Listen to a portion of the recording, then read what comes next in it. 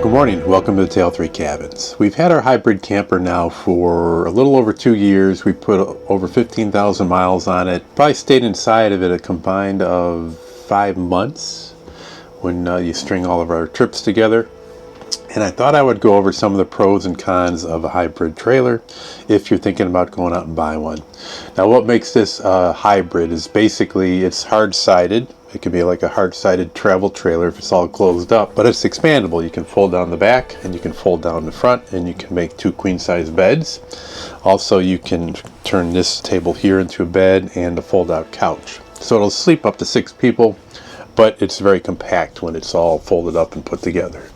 And that's basically what makes it a hybrid. It's got canvas bunk ends. It's similar to a pop-up camper, but a pop-up camper, it has just a hard roof, and then the rest of it is canvas, and most of the time they don't come with a decent shower or bathroom. It's maybe a cassette toilet. Where this has a decent bathroom with a nice flush toilet, a full shower, sink, and everything like that.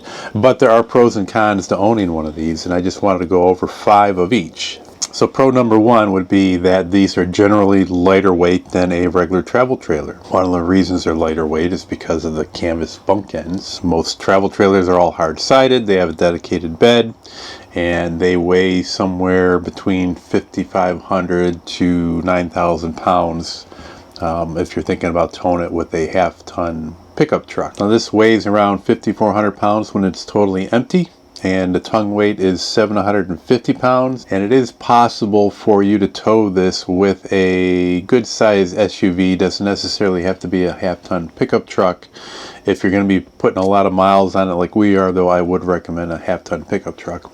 But the allure of the pop-up is being able to sleep a lot of people without having a 30 or 35 foot trailer to accommodate them, where this is only 25 feet. So it's lightweight compared to most travel trailers, but you get a lot of expandability out of it. Okay, a con would be there is some setup involved when you get to your campsite. Now, there's setup involved with just about all travel trailers, but this one is just a little bit more involved. It's not as bad as it used to be years ago with a hybrid. Now, comparing the setup here with a travel trailer, so basically you're going to get to where you're going, you're going to level it up. So you're pretty much on even keel with the travel trailer now. Now, depending on how many people are in your party, if it's just Karen and I, we're just going to fold down the front bunk end, and we set that up, and that's not too bad. It only takes about a minute. The hard part is then making the bed, because the mattress is confined. You can't walk around the mattress. You have to crawl all over the place, try to tuck everything in. If you want to have that feeling of sleeping in a regular bed, you're going to be putting on a fitted sheet, the sheets, the blankets, a comforter, and all that stuff, and you're going to be crawling around for each layer that you're going to be putting on that mattress, and that can be a little bit of a pain in the butt. Then it's pretty much the same if you have full hookups. So you're going to hook up your water, your electric, and your sewer hose.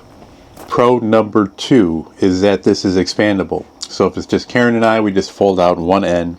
If somebody's going to come and visit us, or if we have other people with us, we can fold out the back end. And as I mentioned earlier, we can increase the size. So it's kind of like a Swiss Army knife. You can unfold different areas. Some of these hybrids actually have a third bunk that pops out, which would be almost behind me, and you could have 3 queen beds. Similar layout, but there'll be a bed here, a bed back there, and then another one over to the side, and then still your couch and your table fold out. So you can get up to 8 people in here.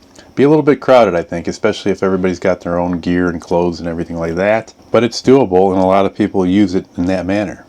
All right, con number 2 is that since these are canvas bunk ends, they're like sleeping in tents. It is like a tent, and it's thin, so you hear every bit of noise on the outside. So if you're in a tight campground and you have neighbors next door, you're going to hear their conversations, you're going to hear them talking at the fire, which sometimes might be interesting, but in the long run, if you're sleeping and it's 5 o'clock in the morning and you have that neighbor that decides that they want to get up early and beat everybody to the dump station, and they start packing up and slamming doors and compartments, that gets a little bit old. Now, on the other hand, if you're in a nice wilderness area and it's spacious and you have your bunk ends out, you can hear everything too, which is good. You can hear the crickets, you can hear owls hooting. We've heard elk bugling in early mornings, so it's kind of neat on that aspect. But most times you hear that outside noise, and that's a con to me, especially if you're going to be boondocking somewhere. A lot of times when you boondock, you're usually right off the freeway. If you're staying at a Cracker Barrel or a Walmart, there's usually a lot of trucks going by. You're usually near businesses or trucking agencies that have loading docks, so you'll hear all that traffic all night long. So a lot of times we don't even fold our bunk open. We'll just throw the mattress on the floor and sleep on the floor just for one night, which is okay, but again, it's kind of a hindrance and it's not very comfortable, and most of the time that sleep is not very good. So just having the thin bunk ends, having that noise, you can counteract it if you want to run the air conditioner or the fan all night. And if you're boondocking, that's one way that you're going to drain your battery really quick. Definitely can't run the air conditioner, but if you do run the fan, it's going to drain your battery to try to drown out some of the outside noise out there. So noise is definitely an issue. Not all the time, and sometimes it can be remedied, but that's a con to me. Now this is going to kind of counteract what I just talked about, but pro number 3 is you still have that tent feeling when you're sleeping in the bunk here. Mostly when people start out camping, they usually tent camp, usually go to a state park. Karen and I have tent camp a lot before we bought this. We also used to backpack a lot, so we used to backpack in the wilderness. And then moving up to a trailer, we really didn't want to have a hard-sided trailer right off the bat like that, because we still kind of wanted that tent feeling, and you still have that feeling. So we've got a lot of great views. We can open up all the windows, and if the temperature is just right, you know, we can keep the windows open most of the evening, and then you have a great view of water sometimes, depending where you're parked at, or mountains, the woods. So having that tent feeling is kind of neat, kind of nice, and there's just some times where it's perfect, other times when it's not. So con number 3 is if you're camping somewhere, and let's say it's your last day, it's raining, you pack everything up, you close everything up, basically the canvas and everything's wet, sealed up in there, you ride home, and then you're going to have to open up everything up and dry it out on a nice clear sunny day. If you had a hard-sided trailer, you basically would just come home and there would be no issues. You wouldn't have to worry about anything getting mold or mildew or getting an odor to it. That's a little bit of a con. In our travels, we didn't encounter a lot of rain, but I know there's some camping trips that you have where it just seems like it rains the whole time and it's kind of unlucky. But yeah, packing up into the rain is a con. Pro number 4. Since this folds up nicely, it compacts very nicely, and from tongue to the very end of the spare tire, it's only 25 feet long, which means that you can fit in a lot of campsites that most other travel trailers can't. For example, we were in Yellowstone. The site was deceiving. When you booked it online, it gave you the total amount of feet that it would accept for a camper, but really the total amount of feet online was incorrect. It was supposed to be the camper and your tow vehicle. So if I have a pickup truck and it's 16 feet long, and they say that they can accommodate 32 feet, well then my trailer can only be 16 feet long. And we ran into that in Yellowstone, but this compacts so nicely, I was able to save our reservation, get into our site, and then I had to just park our truck off to the side on a little bit of an angle. But being under 25 feet really helps out when it comes to a lot of older campsites, because a lot of these state parks were developed years ago when it was just basically tent camping for most folks, and a lot of these sites are not used to or were not developed for a trailer. But having the compact size, even when you fold it open, it's going to overhang on certain ends, but you're still going to be able to fit in a spot that has a pad that's 25 feet or even a little bit less than that. So being compact is very helpful to squeeze into some smaller sites, or to be able to accept other sites that maybe some of the larger travel trailers can't. All right, con number 4 is condensation. And this really only occurs when you're going to be camping when it's colder out. So when your temps go down into the 40s and below that, you'll develop condensation. Usually you'll get some condensation underneath the mattress, and then a lot of times you get condensation right on the canvas right above your head. And we've camped several times where it was cold at night, and we wake up in the morning and maybe there's a little breeze on the canvas, and then all of a sudden you feel like a drip on your face. So condensation is a bit of an issue. It's kind of tough to alleviate in the trailer. A lot of people say, well, just open up your vents and turn on your vent fan. But when you do that and it's 30 degrees outside, that kind of defeats the purpose of trying to stay warm on the inside. Really unavoidable. We do try to keep the electric fireplace running, which is more of a drier heat. If you're using your furnace, which runs off of propane, that usually adds more moisture in the air when you burn the propane and use the furnace. Same thing with cooking. If you're doing a lot of cooking inside, all that condensation stays in here. So that is an issue when the temperatures are below 50. It's not a terrible thing, but just be prepared for it. Usually in the daytime, the condensation dries up on the canvas, and a lot of times we're on the move all the time, so then we'll take our mattress that got damp underneath and we pull it off and we just lean it on the side wall here when we're traveling to our next spot, and most of the time it's dried out and everything's dry by the time we get to our next destination. But if you're staying somewhere night after night and it's cold, you're going to be dealing with a little bit of sogginess. And the last pro is that these things have come a long way in the last 20 years. The inside of this is beautiful. The low voltage lights that are in here, the LED lights hardly use any power. It's got a 12-volt refrigerator. There's solar panels on the top. It's got an inverter in here, so we can pretty much run anything electric. We did enlarge the battery though. Did not want to use the lead acid battery because you don't get too far with that.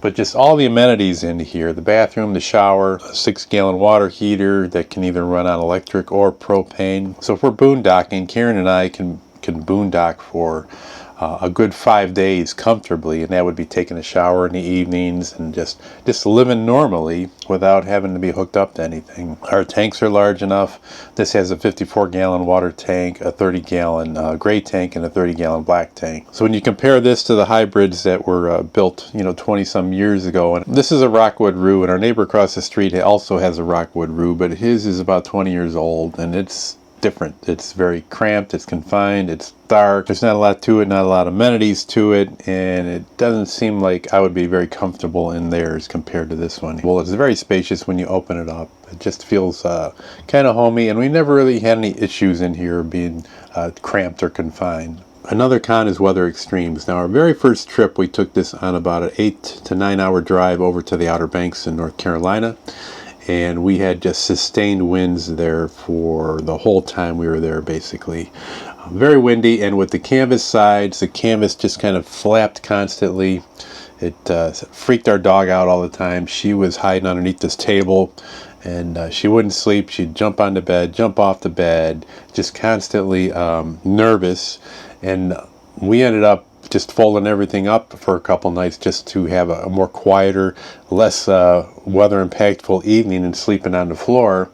Not so much for our sake, for her sake, but for us to get a decent amount of sleep. So there are times where that canvas can really keep you awake at night. Loud pouring rain, usually a light rain. A lot of people like the light rain. It's kind of nice to hear it on the canvas. But if you're in a good storm with a lot of wind, that's a different story. You're not going to get any sleep. It's not going to be very restful. Wind was always an issue for us. When we stayed by the Badlands, we were at Nomad View, which is just a great boondocking site. Free to camp there, but no hookup. And you're basically on the edge of the Badlands, just overlooking a gorgeous view.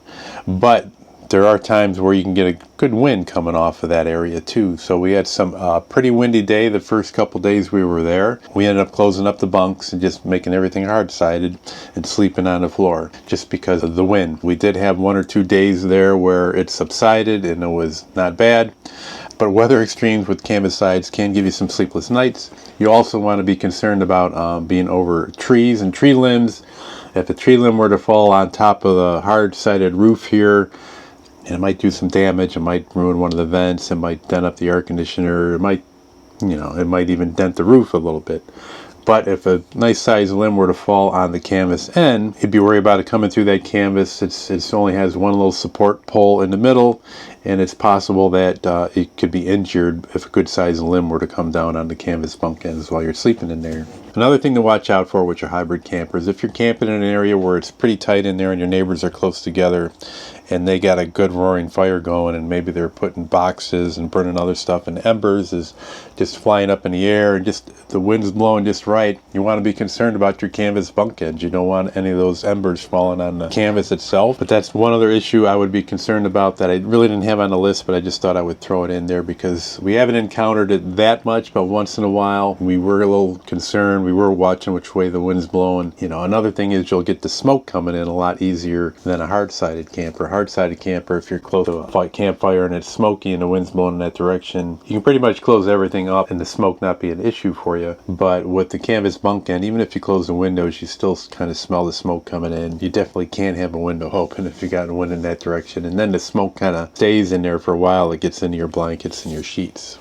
So that's it for my list, but I just want to mention a few more things, and that is that we have enjoyed every single trip that we've taken with our hybrid camper. There was nothing ever detrimental. There were sometimes things that might have been a little bit of a pain in the butt, or a little bit of a learning curve, or maybe a lesson learned, but every trip has been great. We are rethinking our philosophy when it comes to this trailer. When I mentioned earlier about making the bed and taking down the bed and the bunk ends, it's not that bad if you're going to go somewhere and stay there for the week, or if you park this thing in a campground and it's just going to sit there and you're just going to open it up when you get there.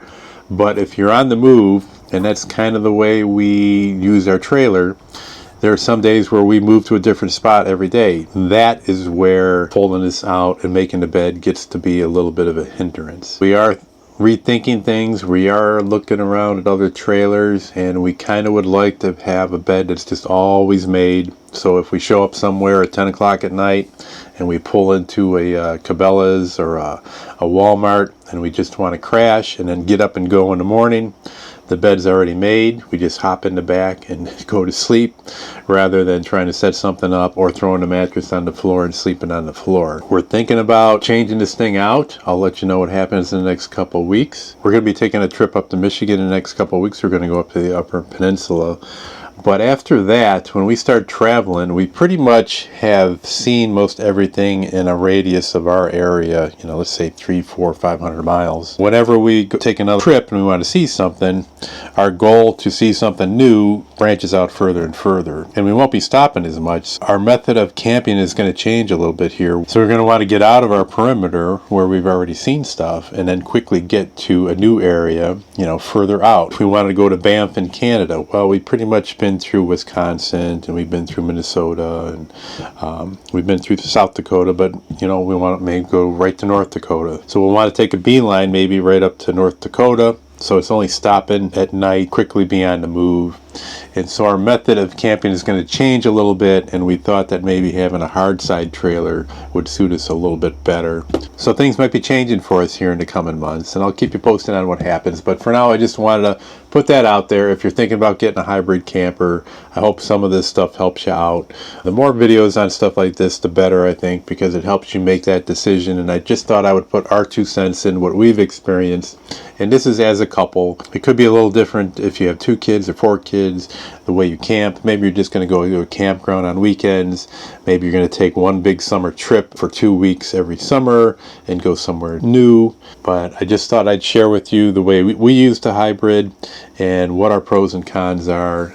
Everybody else might be a little bit different or a little bit tolerant. Age has another factor into it too. If you're younger, maybe you don't mind crawling around on that mattress and tucking in those sheets all the time. But as your back gets a little bit older, maybe you just like to crawl into a nice comfortable bed at the end of the day and not have to worry about making it. So that's going to do it for today. I appreciate everybody watching. Hope you enjoyed. Subscribe to these videos. Click on that little bell when you want to know when new one is coming out. And keep an eye on this. Take care, everybody.